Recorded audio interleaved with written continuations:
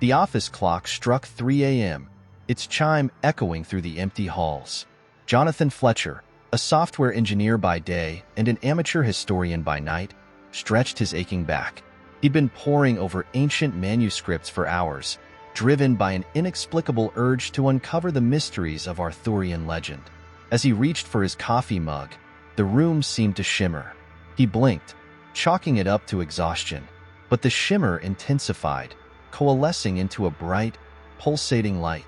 Before he could react, the light engulfed him, pulling him into a swirling vortex of colors and sensations. Jonathan awoke to the sound of birds chirping and the smell of fresh grass. He sat up, disoriented, finding himself in a dense forest. His modern attire felt strangely out of place amid the lush greenery and towering trees.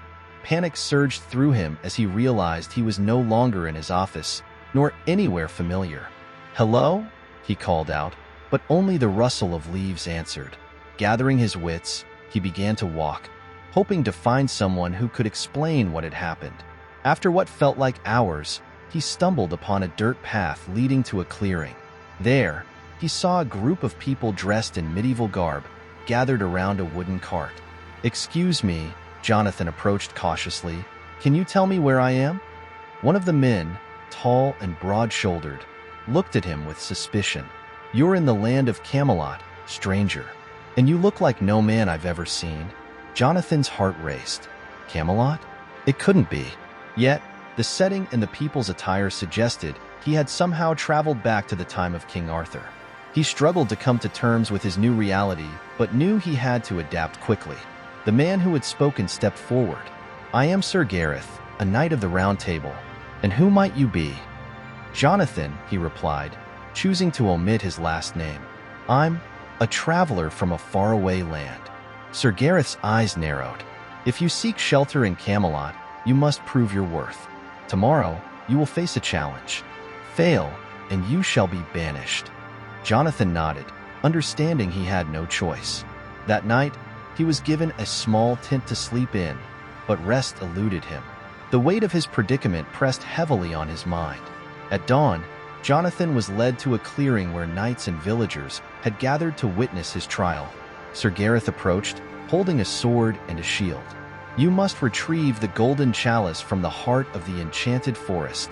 Beware, for it is guarded by a fierce creature." Jonathan's stomach churned with fear, but he nodded resolutely.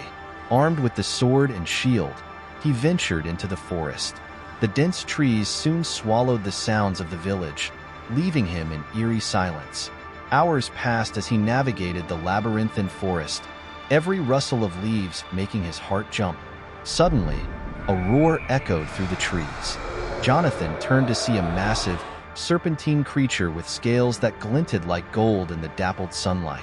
It charged at him, and he barely managed to raise his shield in time to deflect its powerful swipe.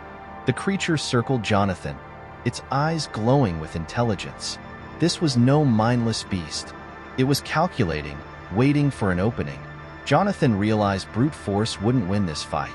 He had to outsmart it. Recalling the tales of knights and their cunning, he reached into his pocket and found a small mirror he carried for signaling during hikes. As the creature lunged again, he angled the mirror to reflect the sunlight into its eyes. The beast recoiled, disoriented by the sudden glare. Seizing the moment, Jonathan dashed past the creature, deeper into the forest. He followed an almost invisible trail, hoping it would lead him to the chalice. The creature's roars faded behind him as he ran, heart pounding. Jonathan's gamble paid off. He stumbled into a clearing where an ancient stone altar stood. Atop it rested the golden chalice, glowing with a soft, ethereal light. He approached cautiously, half expecting another guardian to appear. As his fingers closed around the chalice, the forest seemed to sigh, and the oppressive atmosphere lifted. He turned to leave, but the way back was blocked by the serpent, now calm and watching him with an almost regal demeanor. It lowered its head, allowing him to pass. Jonathan returned to the village as the sun set, the chalice clutched tightly in his hands. The crowd erupted in cheers as Sir Gareth approached, a rare smile on his face. "You have proven your worth, Jonathan," he said. Welcome to Camelot. Accepted into the fold, Jonathan was introduced to King Arthur and the other knights. He marveled at the splendor of Camelot, yet a sense of unease lingered. His presence here was no mere accident. He was certain of it. His suspicions were confirmed when Merlin, the legendary wizard, summoned him. The old man, with eyes that seemed to pierce through time itself, regarded him thoughtfully. "You are not of this time, Jonathan," Merlin said. "Fate has brought you here for a purpose." Jonathan nodded. "But what purpose?" Merlin gestured to a large, ornate mirror.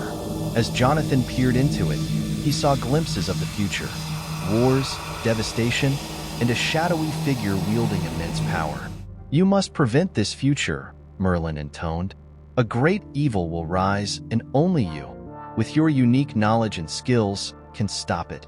With his mission clear, Jonathan trained alongside the knights, honing his skills.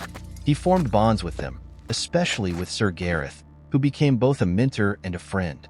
Days turned into weeks, and Jonathan felt a growing sense of belonging in this ancient world.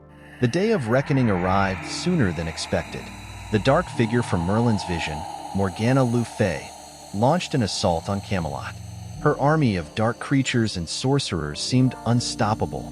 Jonathan, armed with both modern ingenuity and medieval combat skills, led a small group to infiltrate Morgana's stronghold. They fought their way through, facing formidable foes and treacherous traps. At the heart of the castle, Jonathan confronted Morgana. She was as powerful as she was malevolent, her magic overwhelming. But Jonathan had a plan. Using his knowledge of physics and chemistry, he had fashioned a rudimentary explosive device. As Morgana prepared to unleash a devastating spell, he hurled the device at her feet. The explosion rocked the chamber, shattering Morgana's concentration. Jonathan seized the moment, driving his sword through her dark heart. With a scream, she dissolved into shadows, and her army crumbled. The battle won, Camelot rejoiced. Jonathan was hailed as a hero, but he knew his time in this world was ending. Merlin approached him, a knowing look in his eyes. "The balance has been restored," Merlin said. "It is time for you to return." Jonathan felt a pang of sadness, but understood. He had fulfilled his purpose. Merlin cast a spell, and the familiar shimmer of light enveloped Jonathan once more. He awoke back in his office, the clock still reading 3 a.m. It was as if no time had passed. Yet, he knew the adventure had been real. As he looked at his desk, he noticed a small, golden chalice, a token from Camelot, glinting in the light. Jonathan smiled, a sense of peace washing over him. He had lived a legend, and now, armed with new wisdom and courage, he was ready to face whatever the future held.